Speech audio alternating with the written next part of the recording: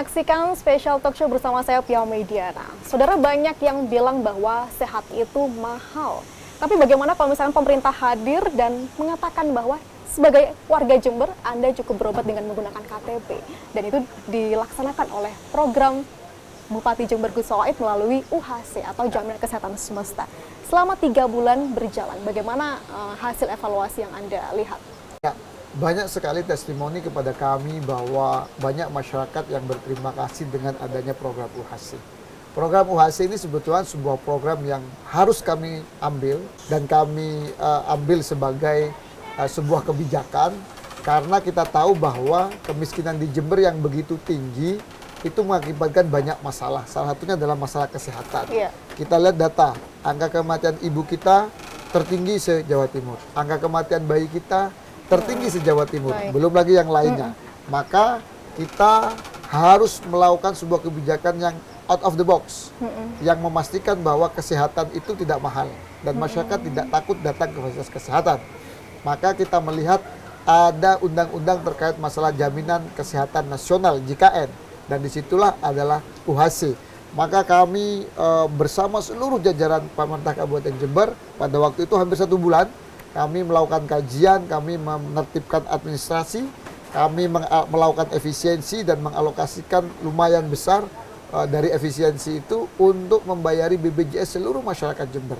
Dan pada akhirnya kami mendapatkan predikat UHC prioritas. Bedanya apa Mbak UHC sama UHC prioritas? UHC prioritas ada kondisi di mana masyarakat yang ingin aktif BPJS itu tidak harus menunggu seminggu atau 14 hari. Tapi di hari itu kami daftarkan, mereka sudah bisa aktif kepesertaan di BPJS yang dibayari oleh pemerintah Kabupaten Jember. Tentu program ini adalah program yang besar, tapi tentu nggak sempurna lah. Kita masih perlu sosialisasi. Bahkan ini menjadi salah satu program yang paling sering saya evaluasi. Contoh tadi, saya datang ke puskesmas, saya lihat kondisi puskesmas. Pertama kali kita ke Bunga Desaku di satu kecamatan, puskesmas jangankan AC, kipas angin tidak ada.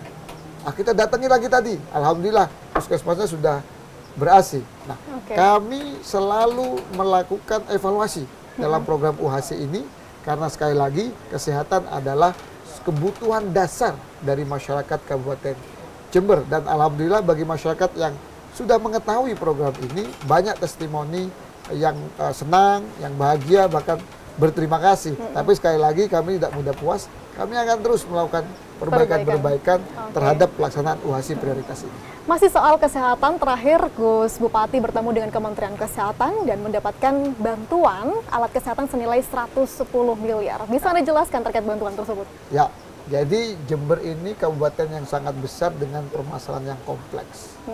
Sehingga kalau kita ingin menyelesaikan masalah Kabupaten Jember, mulai dari kesehatan, pendidikan, infrastruktur, masalah sosial, dan lain sebagainya, kita nggak mampu dengan APBD Kabupaten Jember.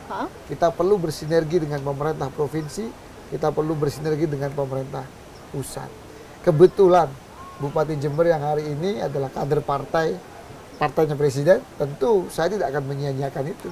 Kami akan pakai untuk melakukan lobby dan pendekatan kepada pemerintah pusat. Salah satunya adalah Kementerian Kesehatan. Dan alhamdulillah pada waktu itu kami diterima dan kami berdiskusi panjang, kami menyampaikan kondisi Jember dan kami sudah melaksanakan UHC. Akhirnya Pak Wamenkes waktu itu memberikan bantuan kepada rumah sakit kita di Kabupaten Jember 3 alat. Awalnya saya mengira harganya biasa-biasa aja. Ternyata 3 alat ketika kita cek harganya 100 miliar lebih. Wah, itu sebuah hal yang luar biasa, sebuah anugerah. Tapi kita nggak cukup di situ. Kami juga hari ini sedang mengajukan pembangunan rumah sakit baru. Nah, itu di Jember Barat Jember, insya Allah di Jember Barat atau Jember Timur, di mana posisi timur dan barat ini kalau dengan rumah sakit masih banyak kurangnya. Sehingga saya berharap bahwa ada penambahan rumah sakit di Kabupaten Jember. Tentu kalau pakai APBD kami akan kesulitan. Maka kami berusaha bagaimana kami mendapatkan bantuan dari pemerintah pusat untuk membangun fasilitas kesehatan, yaitu rumah sakit baru di Kabupaten Jember. Baik, itu adalah mimpi Anda. Insya membangun Allah. rumah sakit baru untuk kesehatan Insya Allah. masyarakat. Insya Allah. Soal menyinggung APBD kesehatan, apakah tidak membebani APBD kita, apalagi soal piutang yang belum selesai di salah satu fasilitas kesehatan di Jember, Gus Waid? Ya, memang awal kali kami melihat bahwa pembiayaan di OHC ini seperti sangat berat. Tetapi ketika kita melihat kondisi Jember hari ini, Jember punya hutang Pemkab kepada rumah sakit kurang lebih sekitar 214 miliar. Oke. Tapi ketika uang itu kami putuskan hanya untuk membayar saja, maka rumah sakitnya hidup, masyarakatnya tidak mendapatkan pelayanan kesehatan yang baik. Karena mereka harus bayar. Atau ketika kita bikin program seperti dulu, digratiskan ke masyarakat, tidak bayar utang, maka masyarakatnya dapat pelayanan kesehatan gratis, tapi rumah sakitnya kolaps. Betul. Karena dia nggak punya dana. Tapi dengan UHC prioritas, masyarakatnya bisa mendapatkan pelayanan kesehatan yang gratis, rumah sakitnya bisa mendapatkan pendapatan karena dibayar oleh BPJS. Maka tentu kalau kita anggap ini beban, ya beban, tetapi kalau kita anggap ini solusi, ini menjadi solusi dari masalah kesehatan yang ada di Kabupaten Jember. Selain masyarakat Jember, juga tenaga kesehatan yang masih mempertanyakan kesejahteraan mereka. Ada upaya ke depan bagaimana, Gus Waid? Tadi saya sampaikan kepada nakes yang ada di puskesmas yang kami kunjungi. Oke. Yang pertama, bahwa dengan adanya UHC ini memastikan bahwa rumah sakit dan puskesmas itu bisa berjalan. Karena dia bisa mendapatkan pendapatan dari BPJS. Masyarakat mendapatkan pelayanan gratis karena yang membayar adalah Pemkab. Yang kedua, saya sampaikan bahwa komitmen kami untuk memberikan kondisi yang lebih baik kepada nakes sebagai garda terdepan memberikan pelayanan kesehatan kepada masyarakat dengan jam kerja mereka yang awalnya 6 hari kita bikin 5 hari. Karena mereka juga punya keluarga dong. Betul. Mereka harus fresh memberikan pelayanan kepada masyarakat, caranya istirahatnya harus cukup. Yang ketiga, kami juga nyampaikan kepada nakes, kalau ke depan para nakes memberikan pelayanan yang terbaik kepada masyarakat, nanti angka kematian ibu turun, kematian bayi turun, indikator yang lain yang menjadi masalah kesehatan turun, maka tentu memberikan tambahan pendapatan kepada para nakes menjadi sebuah keniscayaan insya Allah ke depannya. Kesehatan sudah rapi tersusun, kemudian ada pendidikan, ada 8.000 beasiswa terbaru yang Anda berikan kepada calon-calon mahasiswa Jember ya.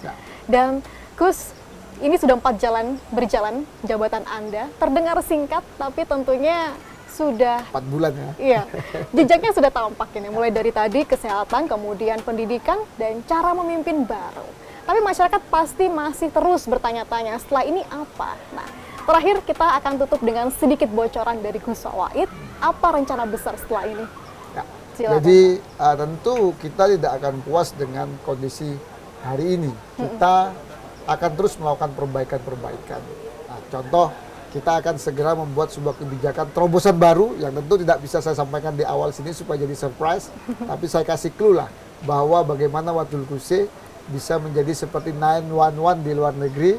Orang yang butuh pelayanan kesehatan tinggal nyampaikan Wadul Kuse, biar Wadul Kuse nelpon ambulan, kawan-kawan petugas yang menjadi driver ambulan, dan sebelum masyarakat datang ke puskesmas atau rumah sakit, kita pastikan dulu, tim Wadul Kuse memastikan bahwa para nakes siap, baik ruangannya, pengobatannya maupun nakesnya, termasuk dokternya siap untuk menerima pasien.